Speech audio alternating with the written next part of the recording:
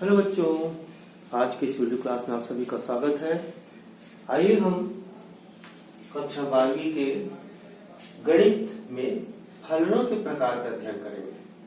तो जैसा आपके पूर्व क्लास में आपने फलन की परिभाषा बताया जा चुका है कि फलन क्या होता है। फलन से पहले आपने पढ़ा है, संबंध पढ़ा है। संबंध की परिभाषा में आपने देखा है कि एक विशेष प्रकार का संबंध को फलन कहते हैं। वो फलन इस प्रकार से होता है कि दो अरिक्त समुच्चय x व y, ये दो अरिक्त समुच्चय, इसके लिए फलन f(x)(y), यानी एक संबंध फलन x से लेकर y तक तब बन जाता है जब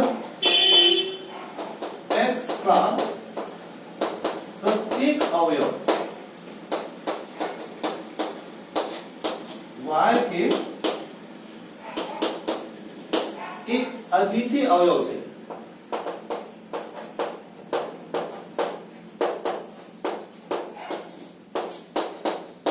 संबंधित होता है।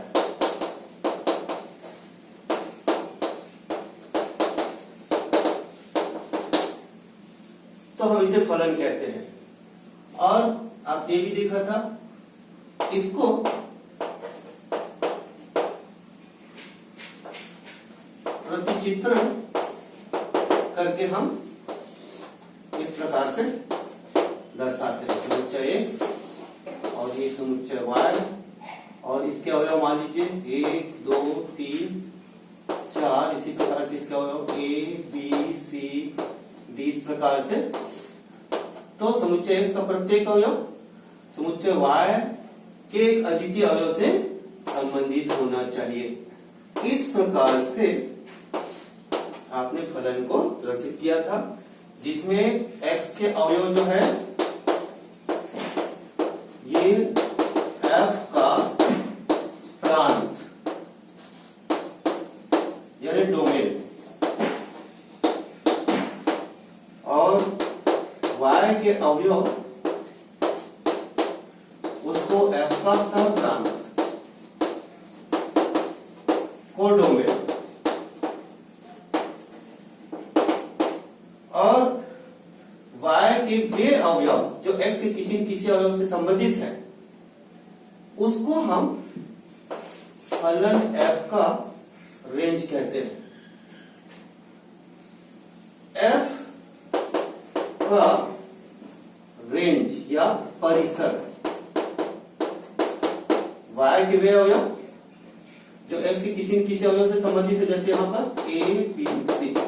तो ये बच्चों आपने ये 11th क्लास में आप पढ़ चुके हैं, और आपने कुछ विशेष प्रकार के फलन भी गुणों के आधार पर पढ़ चुके हैं। फलन के प्रकार, जैसे मैं याद दिला दूं आपको, तत्समक फलन, तत्समक फलन, अचर फलन, बहुपदी फलन,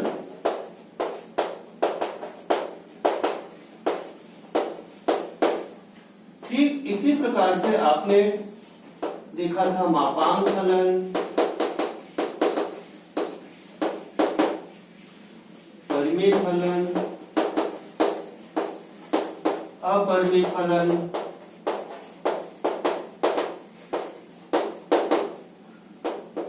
महत्तम पूर्णांक फलन,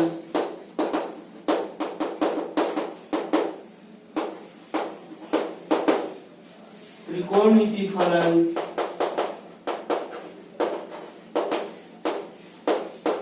इत्यादि। ये आपने 11th क्लास में पढ़ा है, और आप प्रश्नों में फलन का डोमेन, फलन का रेंज यानी परिसर, ये निकालना आप सीख चुके हैं। इस क्लास में हम जो पढ़ेंगे प्रतिचित्रण के आधार पर फलनों के प्रकार। प्रतिचित्रण के आधार पर फलनों के प्रकार, इसका अध्ययन हम इस क्लास में करेंगे। तो प्रतिचित्रण के आधार पर तो क्या क्या प्रतिचित्रण हो सकता है, तो हम कुछ ऐसे उदाहरण लेते हैं। उदाहरण प्रतिचित्रण दर्शाकर हम समझते हैं कि इसको नामकरण किस प्रकार से किया जाता है। तो हम देखते हैं इसके लिए कौन कौन सी स्थिति हो सकती है प्रतिचित्रण में। प्रतिचित्रण की स्थितियों के आधार पर प्रतिचित्रण के विभिन्न स्थितियों पर विचार करते हैं। पहला स्थिति क्या हो सकता है कि समुच्चय x के भिन्न भिन्न अवयवों का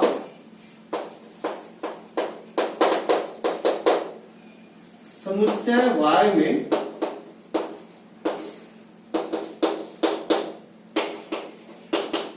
भिन्न भिन्न प्रतिबिंब, इससे संबंध बोल सकते हैं। ऐसा भी हो सकता है। तो इसको हम देखते हैं, जैसे मान लीजिए ये समुच्चय x है और ये समुच्चय y है। अब इसमें इसके अवयव मान लीजिए और इसके अवयव है इस प्रकार से। अब इसमें x के भिन्न भिन्न अवयवों का समुच्चय y में भिन्न भिन्न अवयवों से संबंध। मान लीजिए इसके अवयव है 1 2 3 और इसके अवयव है A B C D। तो इस प्रकार से एक प्रतिचित्रण हो सकता है। इसी में यदि हम देखें तो ऐसा भी हो सकता है,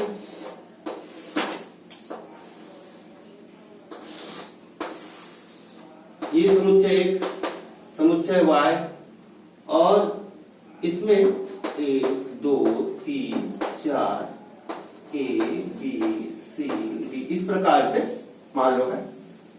अब समुच्चय x के भिन्न भिन्न अवयवों का समुच्चय y में भिन्न भिन्न अवयवों से संबंध, तो इस प्रकार हो सकता है।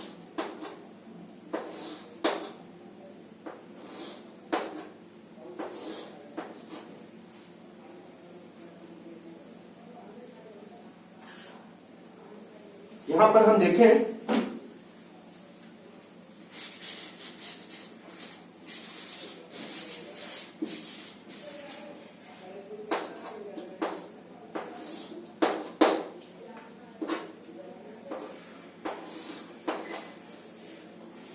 ये इस प्रकार की स्थितियां हो सकती हैं।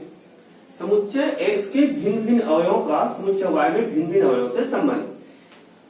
तो ये देखिए ये फलन इस प्रकार से संबंधित है, 1 का a के साथ, 2 का b के साथ, 3 का c के साथ। यहाँ पर देखिए 1 का a के साथ, 2 का b के साथ, 3 का c के साथ, 4 का d के साथ।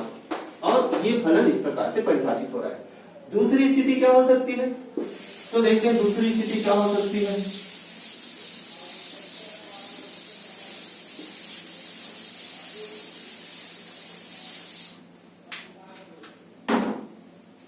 दूसरी स्थिति हो सकती है समुच्चय x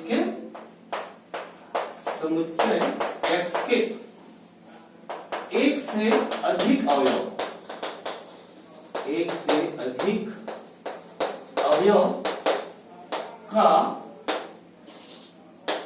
y में भिन्न भिन्न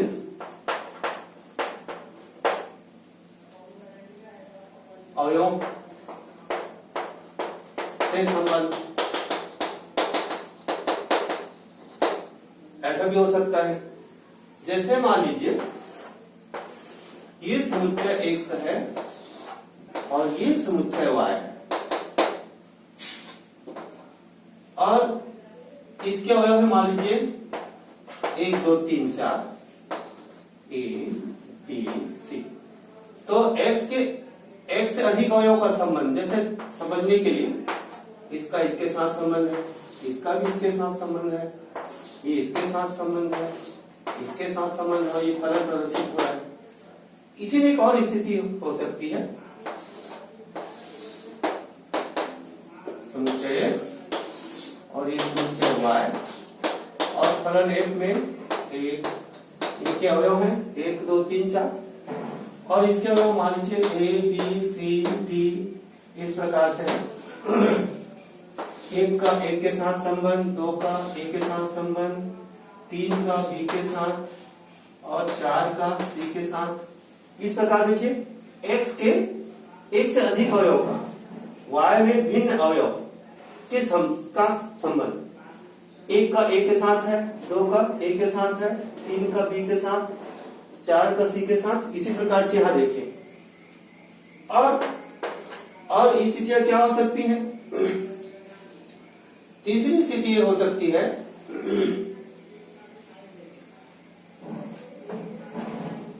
कि समुच्चय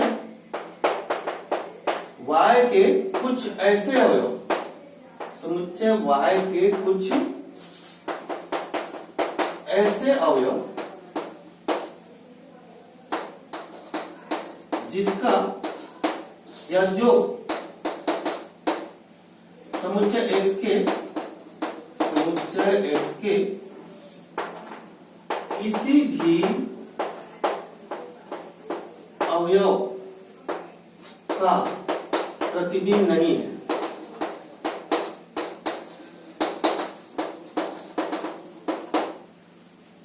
समुच्चय y के कुछ ऐसे अवयव जो समुच्चय x के किसी भी अवयव का प्रतिबिंब नहीं है।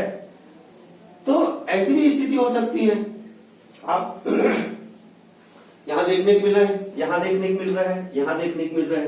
तो चाहे तो हम यहां पर इसको दर्शा दें कि जैसे मान लीजिए मैं ये लिखता हूं समुच्चय x के अवयव है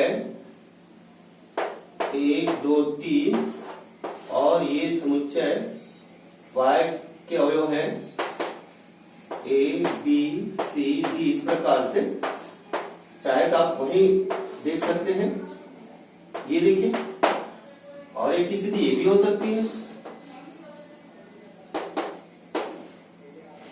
यहां हम देख सकते हैं इसके अवयव इस प्रकार से है और समुच्चय y के अवयव इस प्रकार से है A B C D और ये फलन इस प्रकार से परिभाषित हो रहा है।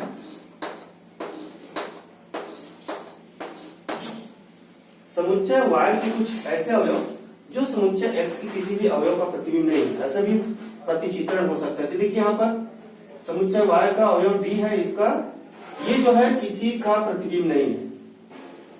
x में ऐसा कोई अवयव नहीं है जिसका ये प्रतिबिंब हो, यहाँ पर भी वही देखने को मिल रहा है। तो इस प्रकार आप देख रहे हैं कि ऐसे कुल 4 परिस्थितियां हो सकती हैं। तो इन 4 परिस्थितियों के आधार पर देखिए, इसमें एक परिस्थिति कैसा है कि समुच्चय y का कोई भी अवयव नहीं छूट रहा है। फलन का जो परिभाषा है कि x के प्रत्येक अवयव का y में किसी एक अद्वितीय अवयव से संबंधित होना चाहिए। ये शर्त का पालन फलन है तो करेगा ही। लेकिन ये स्थितियां यानी इस नियम का पालन करते हुए ये 4 भिन्न स्थितियां क्या क्या हो सकती है कि जैसे आप देख रहे हैं कि समुच्चय y का कोई भी अवयव नहीं छूटना चाहिए। इसका मतलब क्या है कि y के प्रत्येक अवयव x के किसी न किसी अवयव से संबंधित है या प्रतिबिंब है। जैसे यहाँ पर देखिए ये तीनों इसके किसी न किसी का प्रतिबिंब है, यहाँ पर ये देखिए ये चारों इसके किसी न किसी का प्रतिबिंब है। दूसरा 2 स्थितियां हो गई, यहाँ पर हमको 2 स्थितियां देखने को मिल रहा है। इस स्थिति में भी ये स्थिति दिख रहा है और इसमें भी एक स्थिति देखने को मिल रहा है, 2 स्थिति हो गई। और दूसरा कि y में कुछ ऐसे अवयव हो सकते हैं जो x के किसी भी अवयव का प्रतिबिंब नहीं है। तो तो यहाँ पर भी दो स्थितियां यहाँ पर देखने को मिल रहा है। तो आप देख सकते हैं, यहाँ देखिए एक स्थिति है और एक स्थिति है। आप इन दोनों को देखिए, गौर से देखिए इन दोनों को, और इनको देखिए। ठीक है, दो ही बात सामने आ रही है। एक कौन सी बात सामने आ रही है कि वायर के प्रत्येक अवयव एक्स के किसी न किसी अवयव का प्रतिबिंब है। तो हम एक ये स्थिति हो गई और एक ये स्थिति हो गई। दोनों को गौर से देखेंगे तो यहां पर वायर का कोई भी अवयव नहीं छूट रहा है। फिर हम देखते हैं, इन दो स्थितियों में देखते हैं कि यहां पर देखिए, इन दोनों स्थितियों को देखिए। यहां पर समुच्चय वायर का अवयव डी, जो एक्स किसी भी अवयव का प्रतिबिंब नहीं, यहां पर भी देखने को मिल रहा है। फिर भी इन दोनों में भिन्नता है। क्या दोनों में भिन्नता है कि यहां पर एक्स के दो अवयव का वाई में एक ही प्रतिबिंब दिख रहा है। यानी यहां पर क्या देखने को मिल रहा है, यहां पर देखने को मिल रहा है कि F1 इज इक्वल टू ए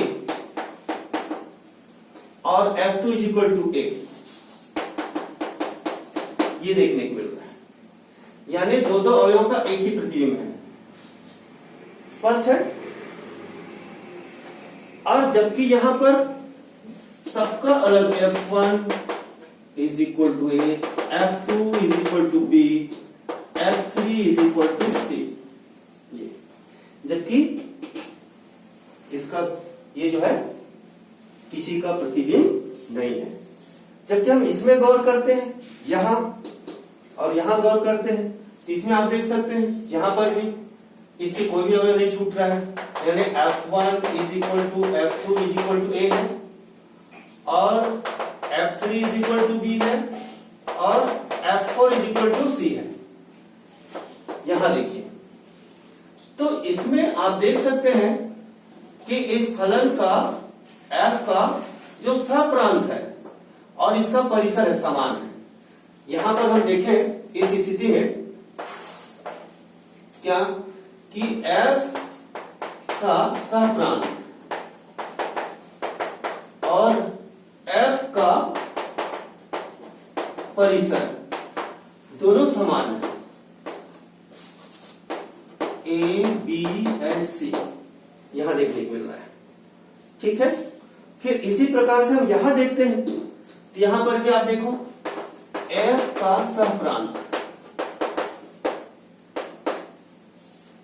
और F का परिसर, आप देखें ये दोनों सेम है, A, B, C और D। और इन दोनों में यदि आप देखें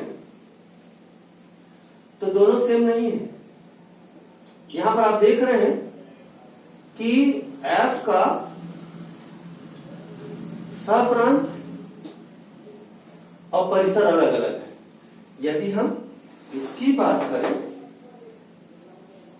और इसकी बात करें तो यहां पर देखिए F का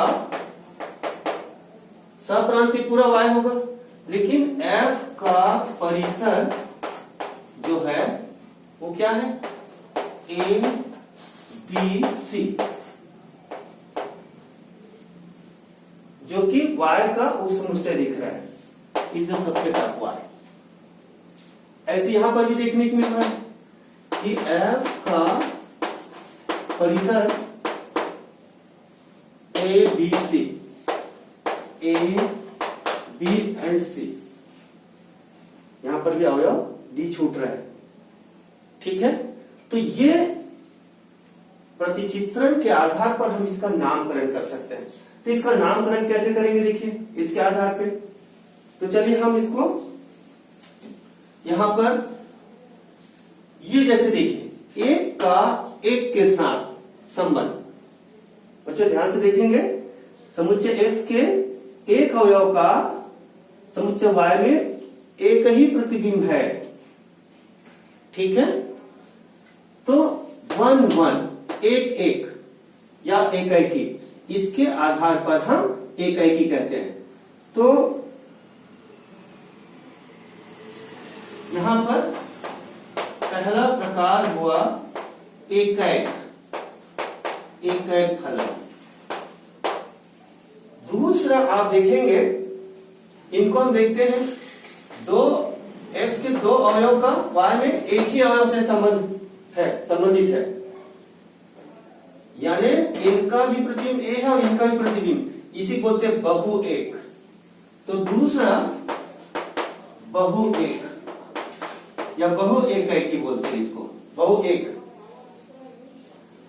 फिर है हम इसके आधार पर फिर यहां पर एकैक तो है, लेकिन इसका सहप्रांत और परिसर समान नहीं है, यानी समुच्चय y के कुछ अवयव ऐसे हैं जो किसी का भी प्रतिबिंब नहीं है, यानी y में कुछ अवयव छूट रहे हैं, जबकि यहां पर देखिए नहीं छूट रहा है, यहां पर भी नहीं छूट रहा है।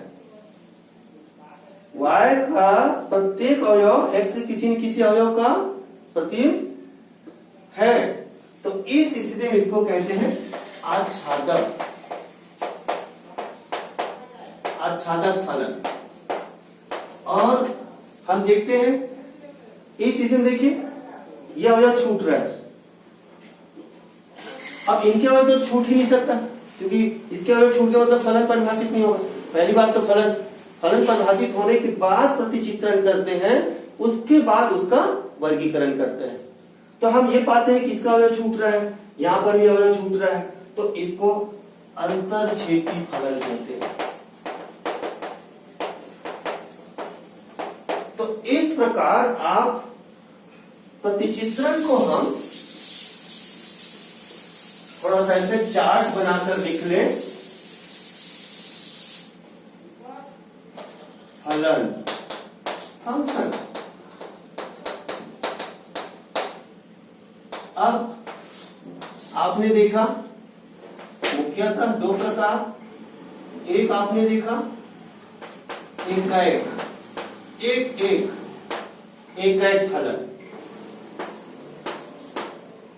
और दूसरा बहु एकैक फलन।